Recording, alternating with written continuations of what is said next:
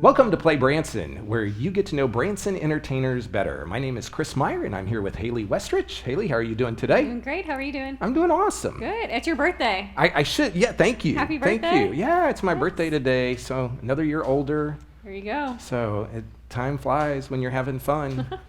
This is, I am totally excited about our guest today. Me too. He's a big star here in town. He is. And what's interesting, though, is a lot of people don't know him. Right. And so this is probably one of the first live interviews maybe that's been done about him. So that's true. Anyway, we had to work really long and hard to get it. And so, folks, in just a little bit, you're going to see Frasier Armstrong, who plays Moses at the Sight and Sound Theater. We have our dumb questions or things that make you go, And so this has been making people laugh. So I worked hard to get some of these questions. Here we go. First one, who was the first person to look at a cow and say, I think I'll squeeze those dangly things here and drink whatever comes out? Oh my. Now think about that. Somebody had to be the first person. Yes. Mm-hmm. That's pretty weird to think about.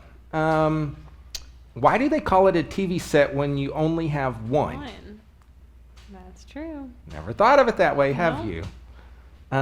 This is a good one. Why do toasters always have a setting that burns the toast to a horrible crisp? Because no decent human would eat that. Nope. Like, they just need to have a toaster with, like... the right settings on them. So I think that's a great idea for someone, is to have a toaster that does not burn your toast. Why do we have hot water heaters when hot water doesn't need to be heated? That's right. Should be a cold water heater, right? Yes. I don't know. Okay, here's the thought-provoking question. Okay. This is a really interesting one. Okay, this is the question you're going to go home and talk about at the dinner table tonight. You discover that your wonderful one-year-old child has had a mix-up at the hospital and it's not yours. Would you want to exchange the child to correct the mistake? Oh, goodness. That's hard. A hard question. Yeah. Because you'll love that little child. For a whole year, yes. That means someone else has got your real kid. That's right. And I think this has really happened. Yeah, I think so. What would you do? Lots of stories out there. What would you do? I don't know. I don't know what I'd do. That's a tough one. That is tough. That's why it's called the thought-provoking question. I don't know what I would do either. Mm-mm. So, okay, we're going to be right back with our guest here on Play Branson. Stay tuned. The Best Western Music Capital Inn. It's Branson's ultimate hotel, located across from the famous Shoji Tabuchi Theater. Relax in the indoor pool and hot tub.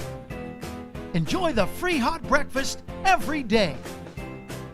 Gather in the lobby to reconnect with friends and family. For more information or to make reservations, call 877-334-8378. Welcome back to Play Branson. And let me tell you, folks, I am so excited about our guest today. Welcome, Frasier. It's good to have you. Thank you very much. Good to be here, Chris. It's we have known each other for a long time. Yeah, Sunday school buddies. So, sometimes with entertainers, that's sometimes the first time I've met him, but I have known you for a long time. But here's the deal. Besides even that, you are in the lead role in the biggest show, most popular show in town. And so it's kind of tough to get you here. And so I'm just saying that it's a privilege to have you here, and you do such an awesome job. Thanks, man. Thank you, Chris. It's a wonderful thing to be here with you and Haley, and thank you for the opportunity. It's a wonderful thing to be here in Branson. Being able to be an entertainer over at Sight and Sound has truly been one of the biggest blessings of my life, and to be able to share the story with all of you, I'm a very, very blessed individual for sure. So tell people, how did you get to Branson? Kind of give us some of your history and how that all happened. Oh, I mean, it was, for me, it was clear evidence of the directing hand of God on my life. I didn't necessarily go to school for theater. I went to a Bible college in Watertown, Wisconsin, where there were great people teaching us great things, but theater wasn't really one of them. But I came down and I auditioned for Sight and Sound in late 2009, And at that point, they needed tall people, and I was coming in at about 6'2", and they hired me. I was just in the ensemble at the time, just doing like little extra backstage roles, and then a couple onstage roles as well. But those were back in the Noah days. Okay. Where I don't know if you know the story of Noah, but there were only 8 people in the second act. The rest of us perished. So we actually did some backstage work. Sorry if I spoiled the story of Noah for everybody.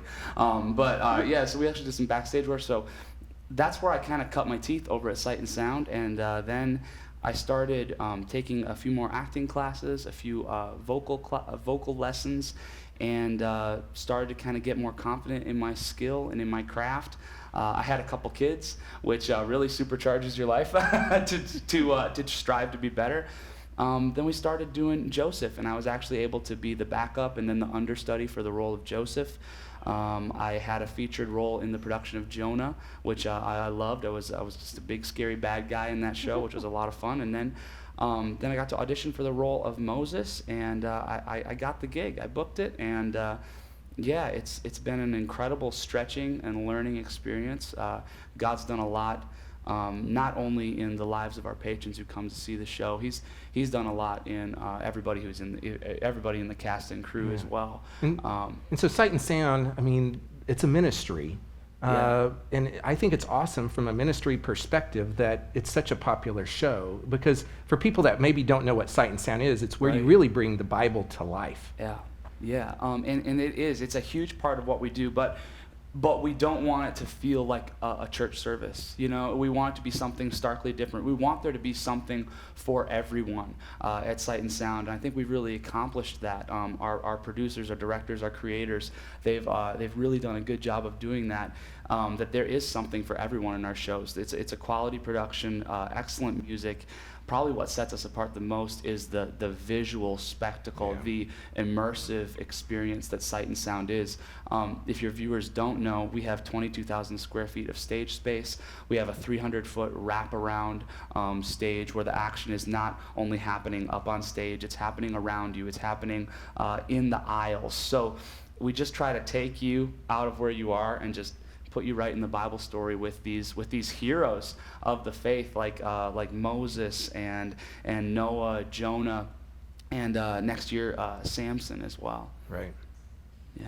So tell us a little bit about your family. You mentioned you had some girls, or some kiddos. Yes, I do. We love Branson. It's a wonderful place to raise a family. My wife and I have been married for almost 9. Hope she's not watching this. I'm gonna say 9, under a decade, but we're going towards it. And we have a little daughter. She is 6. Her name's Cadence, and then I have a little boy. Cole is 4.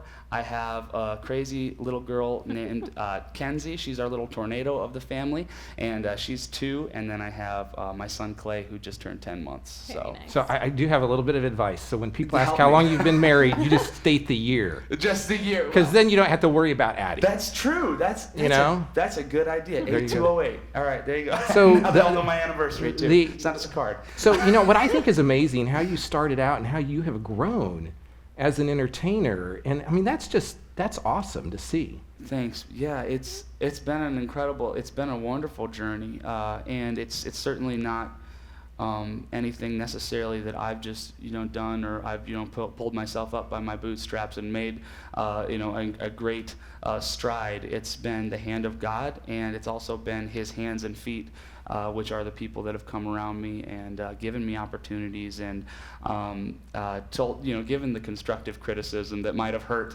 at one point, but you learn from it, don't you? So yeah, it's been a wonderful experience. Folks, this is a spot where we're going to take a quick break, and we'll be right back in just a moment. All right. Moses. Yes, Lord. I will make you seem like God to Pharaoh. I will stretch out my hand and perform mighty miracles. You are going to become someone very important someday, Moses. I have turned my back on all of the riches of Egypt. Who is this God that I should listen to him? Israel is my son. My firstborn, I told you, free my son so that he may serve me.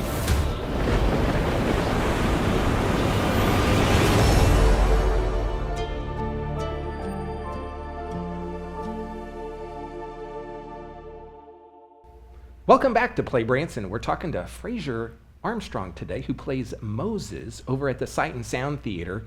And if you've listened already, you've heard a great, really, testimony about how God has worked in his life to bring him to that point. Frasier, I've got a couple Moses jokes. Oh, perfect. Hit me. I'm sure I haven't heard any of them before. How does Moses make his coffee? He brews it. Of course he does. There you go. Why did Moses cross the Red Sea? Why, Chris? To get to the other side. That was pretty dumb, right? That was pretty dumb. When was medicine first mentioned in the Bible? When God gave Moses 2 tablets. Wait a second. There we go. I just read what I've got written here. You should be able to get this one, too. Which servant of God was the worst lawbreaker in the Bible?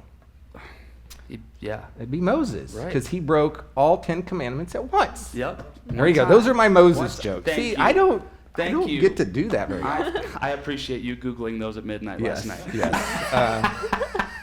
That took some work.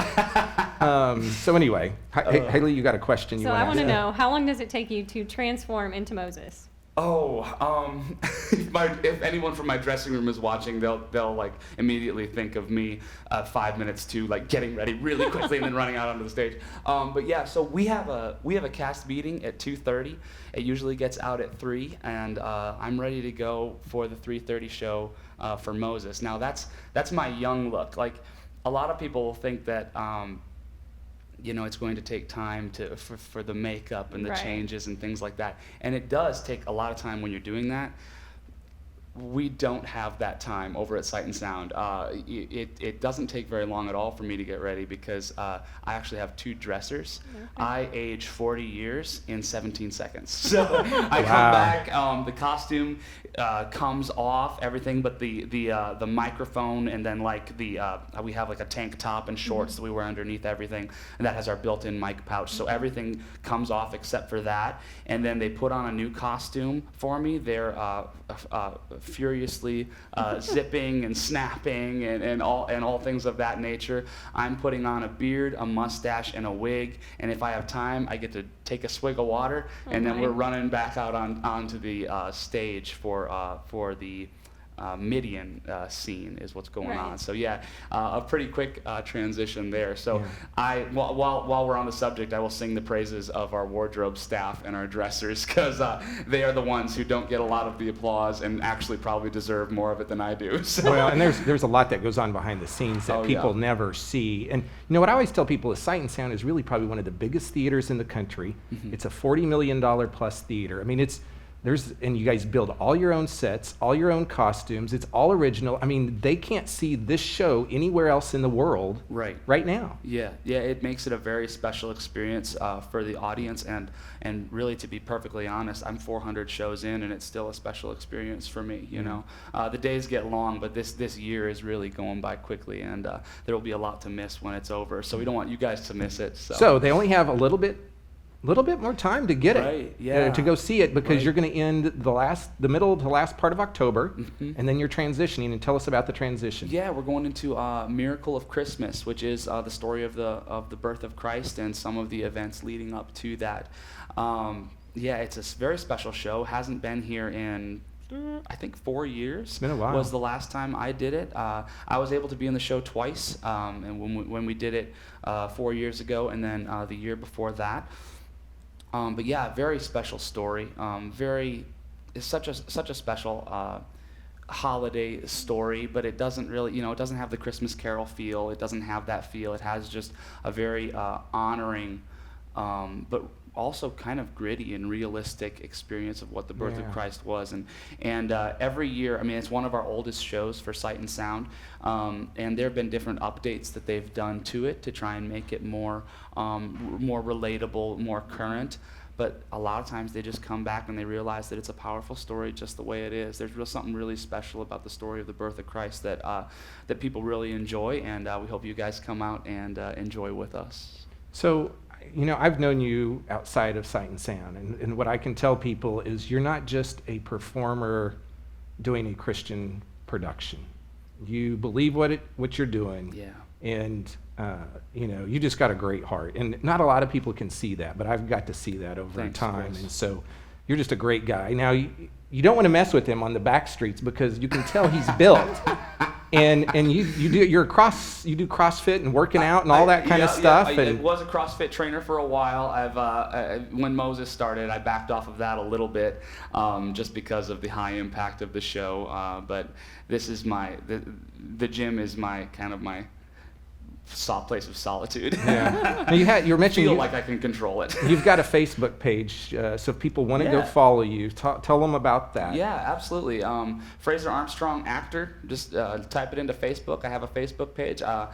What I seek to do there is what I seek to do, like Chris was talking. Honestly, one of my main focuses is encouraging the next generation of Christian actors. I'm only 30, but there's not many Christian actors in the that are really living for Christ and pursuing the arts, and I kind of want to make an online community on that page. So you'll follow me through the journey of Moses with Sight and Sound and some other projects coming up as well. I'd love to have you guys come visit me, and Fraser Armstrong actor on my Facebook page. Okay, and that while you're at Facebook, be sure also to go to Play Branson or facebook.com/Play Branson as well.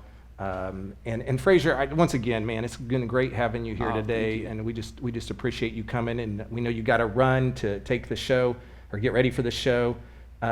Here's some things that are coming up in town. Terry Fader will be here August 11th and 12th over at the Welk Resort Theater. Richie McDonald, who's the lead singer for Lone Star, he's going to be here August 13th at Dick Clark's American Bandstand Theater. So some great entertainers coming up here in town. As always, if you're thinking about going to see Moses or coming to Branson, be sure to go to ibranson.com where you can book your Moses tickets, your hotels, other shows and attractions. That's ibranson.com, or you can call them at 1-877-ENTERTAIN. And this has been another edition of Play Branson. Thanks for watching, and until next week, have a great day.